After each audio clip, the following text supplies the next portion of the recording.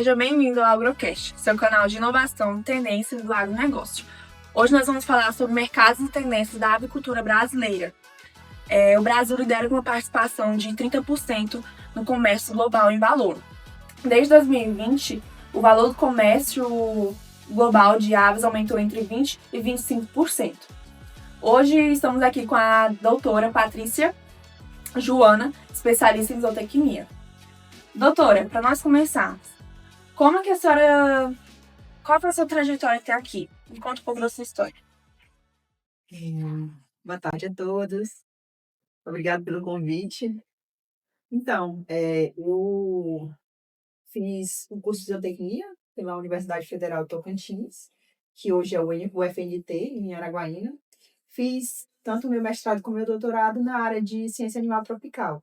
Mas dentro desse leque, né, que é a ciência animal tropical, minha área específica sempre foi avicultura, né? A avicultura industrial, né, que é aquela produção em que o animal ele demora menos tempo para chegar ao abate. Como a exportação de carne de frango no Brasil tem evoluído nos últimos anos?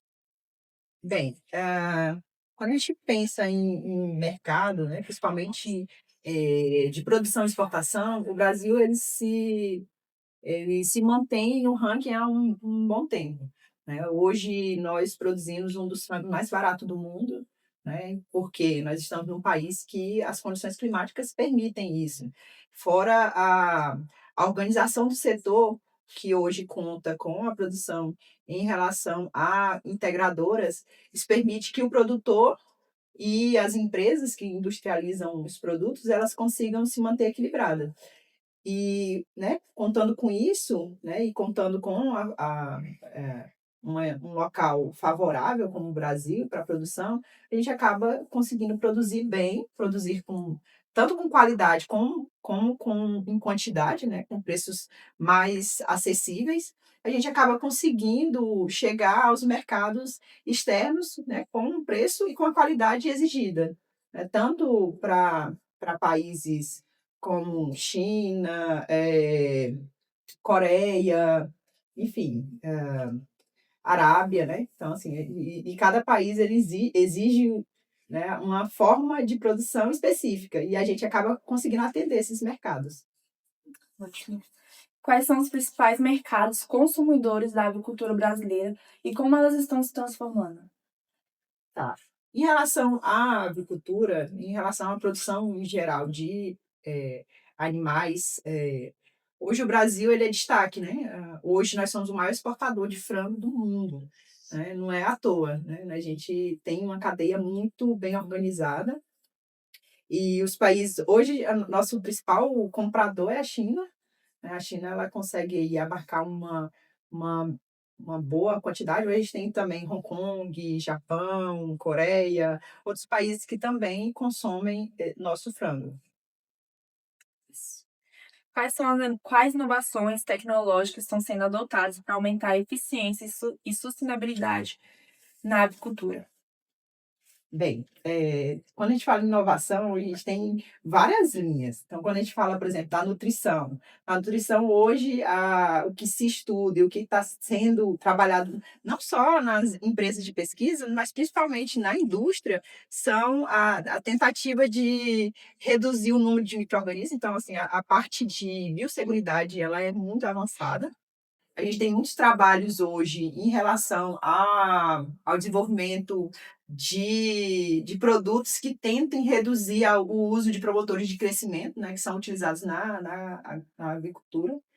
E, e em relação à inovação tecnológica, hoje a, a indústria de produção, a cadeia de valor da produção de aves, principalmente na área de produção, ela é imensa. Então, assim, a gente produz de acordo com o animal, de acordo com a fase, de acordo com o que esse animal exige. Então, envolve vários pontos. Melhoramento genético. Então, hoje, a indústria ela tenta reduzir o número melhora a imunidade do animal para que quando ele chegue no mercado, quando ele chegue na área de produção, ele consiga se defender, né, no ambiente externo. A gente tem a parte de ambiência, que ela é muito desenvolvida. Você entra dentro de um galpão de aves, né, lá fora está 40 graus, você entra dentro de um galpão, ele está 22 graus Celsius, de acordo com a exigência daquela fase. Né? Você chega na fase inicial, está lá 32 graus Celsius, mesmo que fora esteja 2 graus Celsius. Então, você consegue, em relação ao ambiente, você consegue controlar de acordo com a necessidade do animal.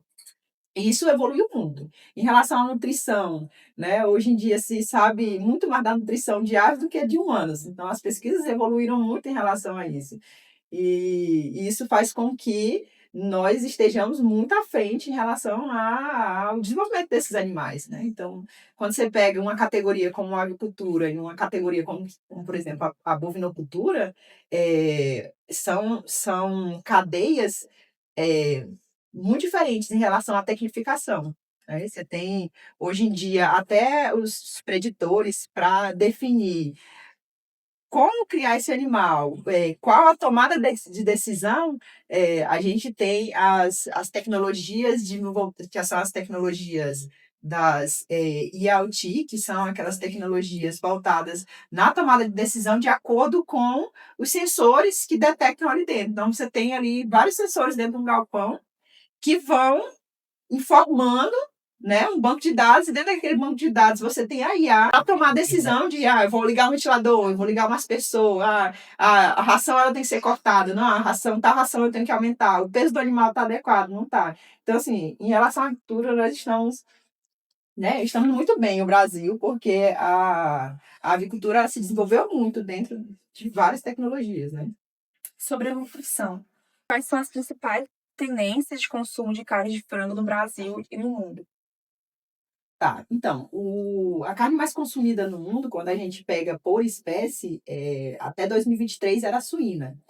De 2023 para cá, a gente mudou para a avicultura, né? Tudo isso se deve a inúmeros fatores, né? É uma condição multifatorial. Mas um dos fatores é que em 2019 a gente teve a peste suína africana, que dizimou, né? Praticamente dizimou a população de suínos lá na China. A China é uma população muito grande, e isso fez com que o governo chinês precisasse iniciar a importação de produtos, né? E aí aqui do Brasil ele importa carne bovina, carne suína e também carne de frango.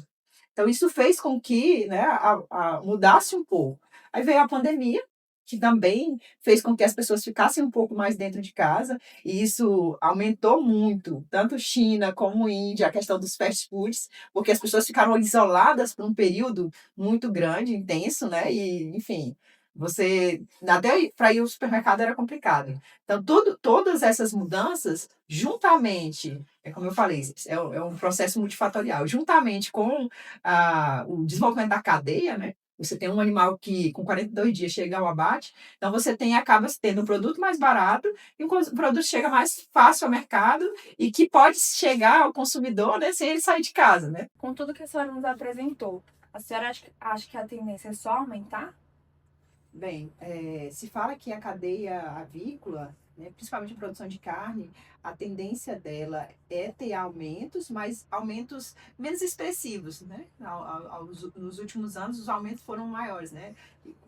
De um ano para outro, de 4, 5, 6. Acredita-se que o crescimento ele não vai ser nesse nível, né? Mas que o crescimento, sim, ele continua, porque é uma cadeia que já está estruturada. Mas mesmo ele se mantendo hoje a cadeia ela acaba permitindo que, né, o brasileiro consuma uma proteína de alta qualidade. Né? Hoje o consumo brasileiro é de 46 quilos, né? E só essa vantagem, né, em relação ao consumo interno é esplêndido. Né? E ainda do que a gente produz, 30% a gente ainda exporta, trazendo um recurso bem interessante para o país. Então, eu acredito que a tendência não é ter altos, né, níveis de crescimento, mas que sim, ela continua, e ela é uma cadeia que está estável hoje pela forma como é produzida.